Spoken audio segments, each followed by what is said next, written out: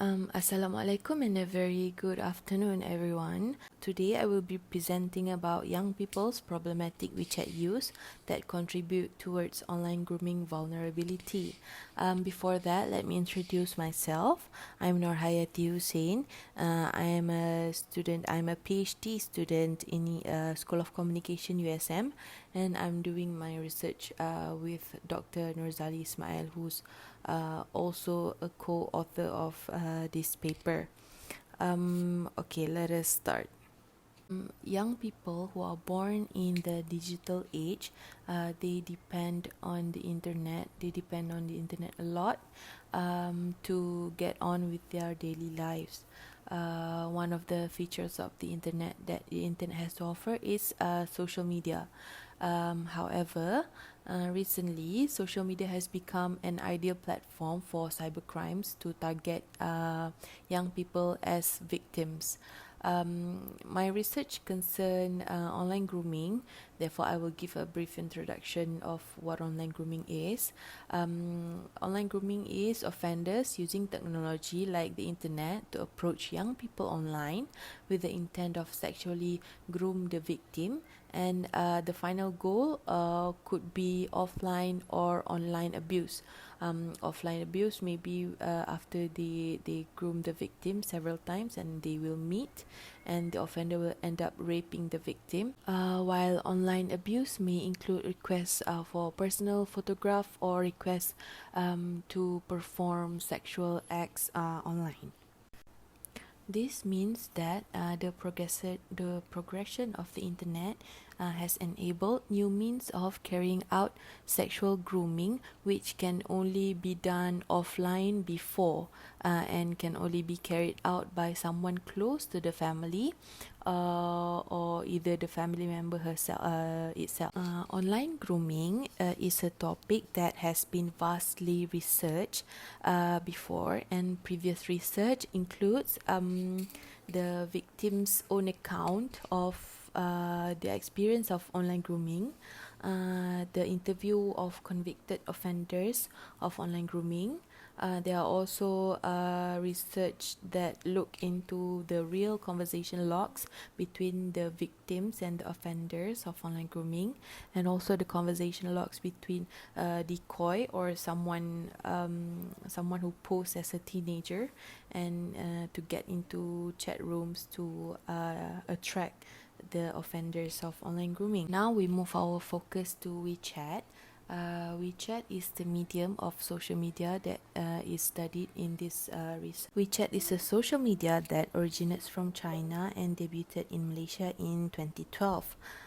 Between 2013 and 2014, it was reported that WeChat has met with a massive active user increase. Among the social media platform in Malaysia, WeChat has the youngest user demographic, with 1/3 of its active user being young people.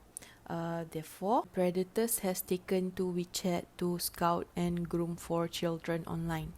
And as you can see, I put on some news reporting that it said that awas penggoda seks cari remaja di WeChat. It was said that there are numerous news that reports Malaysian teenagers are now at risk of being victimized online, especially on WeChat. Now on to the problem statement. There are past research that provide ample discussion on young people's involvement in online grooming. However, past research they has not addressed on how the features of social media, especially WeChat features, are being used as a medium for online grooming. Therefore, it is important to study pattern of WeChat use by younger generations that positions themselves as seen to anonymous predators.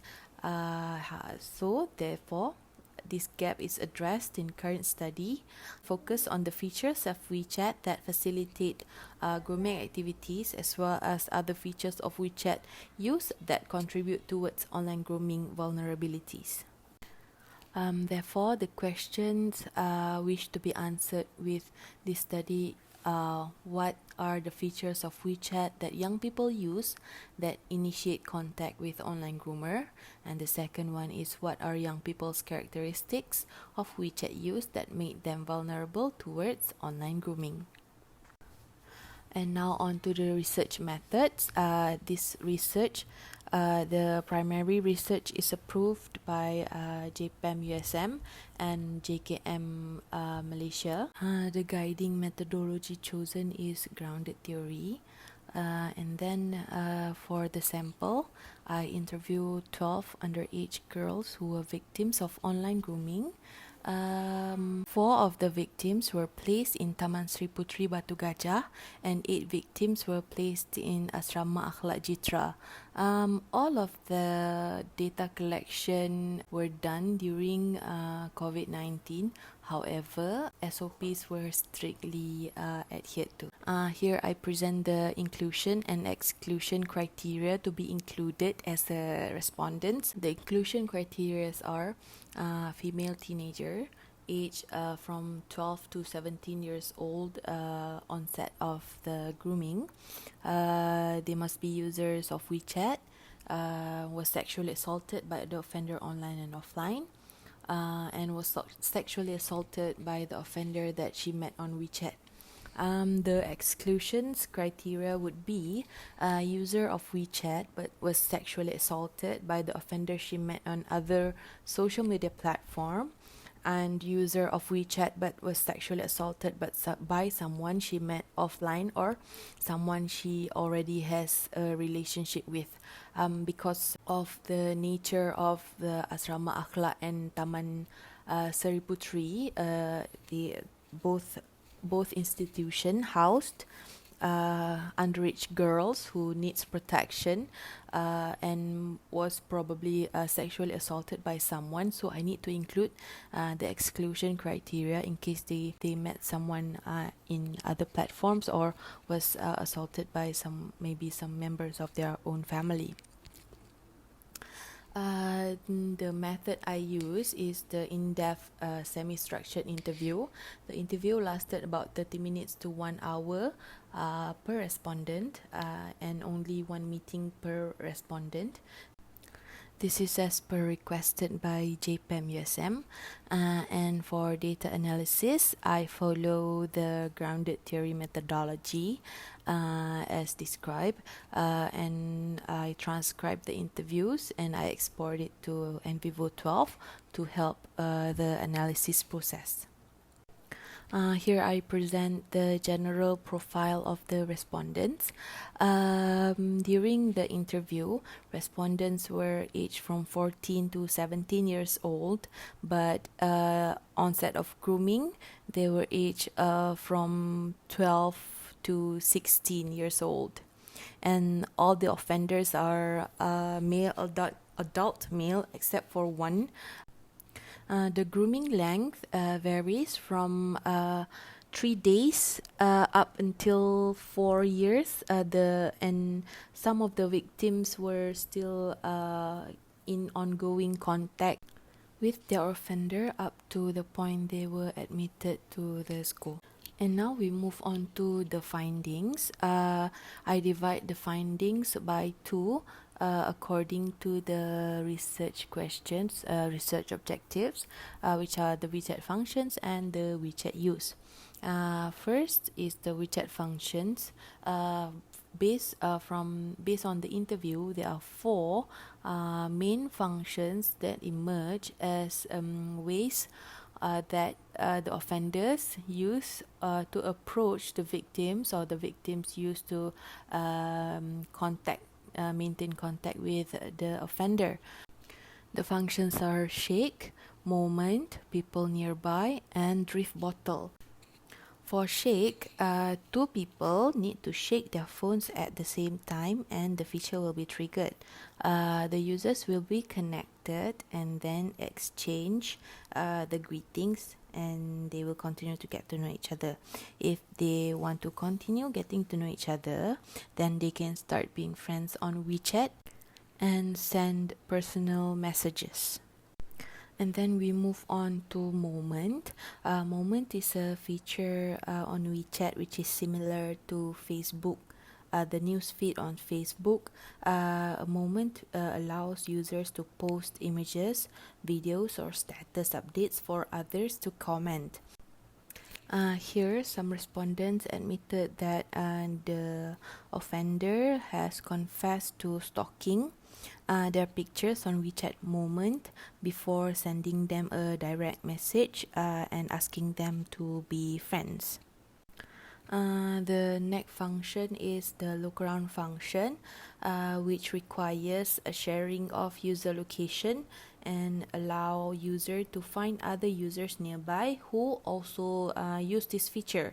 And it shows the result according to the distance between the users. The user has the choice of sending messages to people they don't know. Therefore, when a user clicks look around, the system automatically shares the user's location with the system, and the user can appear to other users' look around search result. All of the respondents in this study admitted to using look around. This has probably exposed their location to strangers on WeChat. The last function to emerge is drift bottle, which allows user to throw or catch text or voice messages into or out of a message pool. So when a user catches a drift bottle containing a message, the user can read the message and determine whether or not to respond. The four functions of WeChat that has been discussed in terms of their functionality in exposing young people to online groomers. Most of the functions are location based, which requires the user to share their location with other users. Therefore, the offender can utilize these functions to search for nearby victims. These exclusive WeChat functions, they are increasing the probability of young people to being approached by online groomer. We move on to the next finding, which is the WeChat use. There are four main points for these findings. The first one being the age group of the respondents. Majority of the respondents agreed that they were exposed to WeChat at a young age. All of the participants said that they've been using WeChat since they were 11 to 14 years old. For example, you can see from respondent 8. Therefore, their young age suggests that they are unable to make informed and reasonable decisions. The second one being the phone ownership of the victims. All of the victims reported to having their own phones, and they have been using their own phone since primary school. Not only they use their own phone, they also have received little to no supervisions from their parents. All of the victims reported to meet their offender on WeChat that were accessed from their own mobile phone. No other devices like laptops or computers were used in accessing the WeChat. The next point being lack of parental control. Young people who use internet daily are more technologically savvy compared to their parents. It was reported in the study that all respondents use more than one social media, whereas their parents have only one or no social media at all. There are previous study that reveals Malaysian parents that they are aware of the threats that social media pose, but they are unable to control the children's internet consumption. This is reflected in this study as well, where some victims admitted that their parents restrict WeChat use as they claim WeChat can be dangerous for young girls, but the young people download it and use the application secretly. Which brings to my last point, which is display of risky behavior. The first one being sexting. Sexting can be used by a groomer to normalize or desensitize the victims to sexual content in the case of online grooming victims. All of the respondents were engaged to sexting. They create and send sexual photos of themselves, either with the online groomer or someone else from WeChat. Next is the respondents were found lying to their parents. They lied about using WeChat. Some of the parents, they are aware that about the dangers of WeChat, and they strictly prohibited their children to use WeChat. However, in turn, their children lied to the parents and secretly download and use the application. The willingness to meet stranger offline. Through this study, I found that there are young people who they met someone online, and then that online person asked them to meet offline face to face, and then they agreed to the request. This has put them in a greater risk of sexual harassment. However, some victims were more than happy to meet with a stranger that they met on WeChat. This is considered dangerous behavior because young people who encounter strangers offline would be more vulnerable to a variety of forms of victimization. Respondents confessed to intentionally meeting strangers, despite the fact that the meeting did not end in sexual harassment. Their willingness itself is a factor that leads to exposure to online grooming. Now on to the discussion. The data from this study present young people's manner of WeChat consumption that expose them to the dangers of online grooming. The prevalence of online grooming through WeChat was not the primary focus of this study, and although the number of WeChat users has decreased since its debut in Malaysia, the fact remains that WeChat is still the most used application groomers use to search for victims. The functions listed in findings are mostly location-based, so education should focus on informing young people on the danger of sharing your location with strangers online. All of the victims in this study, they go online from their own phone, therefore it enhances their privacy and restricts adult control in phone usage. Some of the parents, they blindly reject new technology, which makes monitoring the online activities impossible.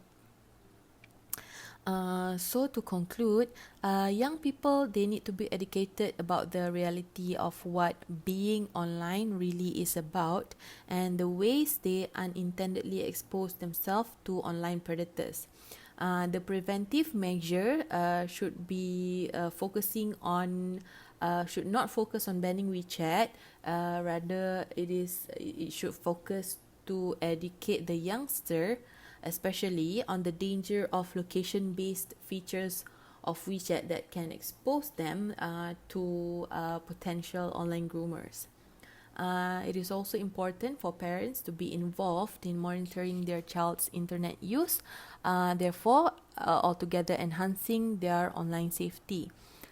Discussions about online behavior should be made as open as possible for the parents and the child without putting blame on the child, and the adults should intervene if it is necessary.